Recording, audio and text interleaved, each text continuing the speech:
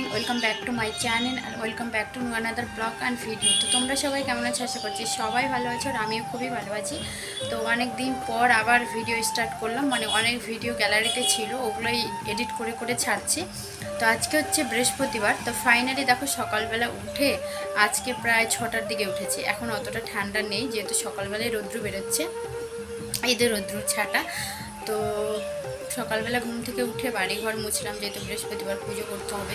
বাড়িঘর মুছে টুছে আমার ছেলেকে টিউশন দিয়ে রান্নাঘরে এসে ভাত বসায় দিয়েছি গ্যাসে। ভাত বসায় দিয়ে গেছিলাম স্নান করতে। আমার ছেলের 2-3টা কাপড় ধুয়ে দিলাম, তারপর স্নান করে এই যে আসলাম। এখনও ভাত হয়নি, এখন হয়ে গেছে, মানে দেখছি উঠলাই গেছে।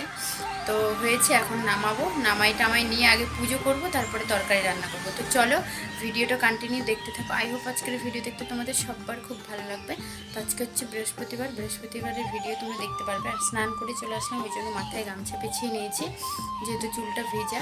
আর দেখো স্নান করে সোয়েটার মোয়েটার পরিনি যেহেতু এখন অতটা ঠান্ডা করছে না। তো চলো ভিডিওটা দেখতে থাকো, আবার পরে দেখা হচ্ছে। টাটা।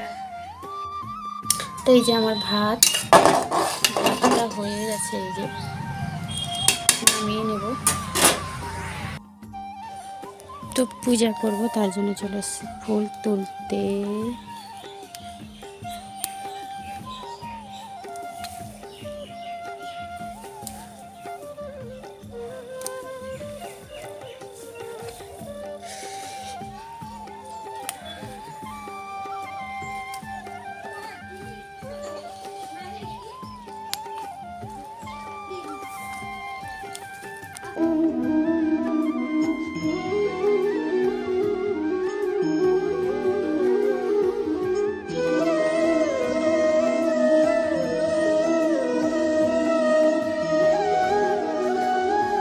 তো যাই হোক, আমি ভাত নামিয়ে চলে গেছিলাম ফুল তুলতে একটা দিদির বাড়িতে। আমাদের বাড়িতে তো ফুল নেই, তো ওদের বাড়ি থেকে ফুল তুলে নিয়ে এসে পুজো টুজো সেরে নিলাম। পুজো করা কমপ্লিট হয়ে গেল। পুজো টুজো করে নিয়ে দেখো চলে এসেছি রান্নাঘরে।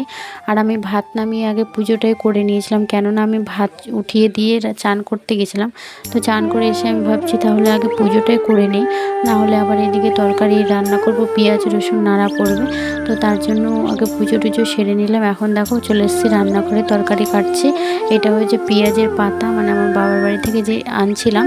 তো আগের দিন একটু খেয়েছিলাম আর একটু ছিল, তো ওটাই তরকারি করব বেগুন দিয়ে, যেহেতু বৃহস্পতিবার অনেক লেট হয়ে যাবে আমার ছেলের স্কুলে নিয়ে যেতে। আমার তো টাইম পেরিয়ে গেলেও কিছু হবে না, তো তার জন্য ভাবছি পেঁয়াজের পাতাটা দিয়ে আলু দিয়ে বেগুন দিয়ে তরকারি করবো আর ছেলের জন্য একটা ডিম ভেজে দেবো। তো চলো ভিডিওটা কন্টিনিউ দেখতে থাকো। এভাবেই আমাকে দৌড়ে করে কাজ করতে হয় সকালবেলাটা, মানে ভাবলেই অবাক লাগে বিয়ের আগের জীবনটা কেমন ছিল আর বিয়ের পরের জীবনটা কেমন। মানে এভাবে যে বিয়ের পরের জীবনটা পাল্টে যাবে কে জানে, কেউ জানে না। তো চলো তারপরে যে আমি বেগুন কেটে নিচ্ছি, বেগুন কেটে নিয়ে আগে ডিম ভেজে নেব, তারপরে আমার ছেলের জন্য আগে ছেলের জন্য ডিম ভেজে নেবো, তারপরে আমি তরকারিটা রান্না করব। তো দেখো কড়াইয়ে এখানে তেল দিয়ে দিয়েছিলাম, আগে ডিমটা ভেজে নেই ভালো করে, তারপরে আমার তরকারিটা করব।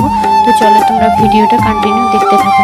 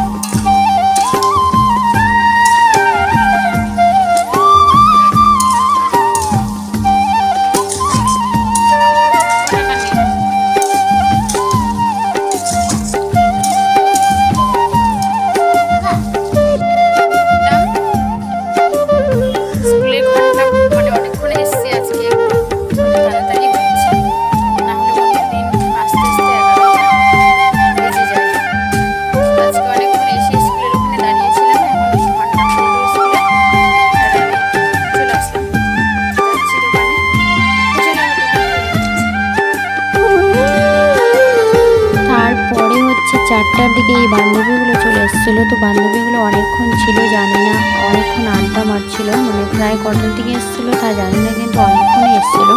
এসে অনেকক্ষণ ছবি তুললাম, ভিডিও করলাম। তারপরে আমি ভাবছি না, একটু ব্লগ তো আজকে করছি, তো এদেরকেও একটু ব্লগে নিয়ে নিই। তো দেখো তারপরে একটা বান্ধবী ওর বরের সঙ্গে কথা বলছিল, আর ওটা সাদা জামা পরে আছে, ওটা আমার বান্ধবী, আর তার পাশে হলুদ জামা পরে আছে, ওটা হচ্ছে ওই সাদা জামা ওই বান্ধবীটার বান্ধবী। তো যাই হোক, ও আমার দোকানে ফার্স্ট টাইম আসলো, আর ওর সঙ্গেও চেনা হয়ে ওটাও বান্ধবী হয়ে গেল, ওর সঙ্গেও পরিচয় হয়ে গেল। তো যাই হোক, ওরা হয়তো অনেকক্ষণ আমার দোকানে থাকবে, জানি না কিসের জন্য। তো দেখো তারপরে অনেকক্ষণ থাকার পরে সন্ধ্যাবেলা মানে ওই বান্ধবীগুলো বললো যে বিরিয়ানি খাওয়াতে, আমাকে খাওয়াতে বললো। তো আমি আবার বললাম যে আমার কাছে টাকা নেই, আজকে তোরা খাওয়া।